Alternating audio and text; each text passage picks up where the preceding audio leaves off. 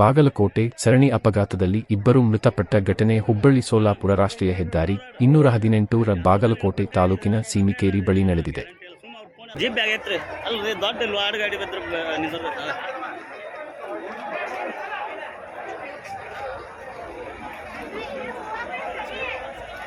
ಎದುರಿಗೆ ಬಂದ ಬೈಕ್ ತಪ್ಪಿಸಲು ಹೋಗಿ ನಿಯಂತ್ರಣ ತಪ್ಪಿ ಲಾರಿ ಕಾರಿನ ಮೇಲೆ ಪಲ್ಟಿಯಾಗಿ ಬೈಕಿಗೂ ಡಿಕ್ಕಿ ಹೊಡೆದ ಪರಿಣಾಮ ಕಾರಿನಲ್ಲಿದ್ದ ಇಬ್ಬರು ದುರ್ಮರಣಕ್ಕೀಡಾಗಿದ್ದು ಕಾರು ಅಪ್ಪಚ್ಚಿಯಾಗಿದೆ.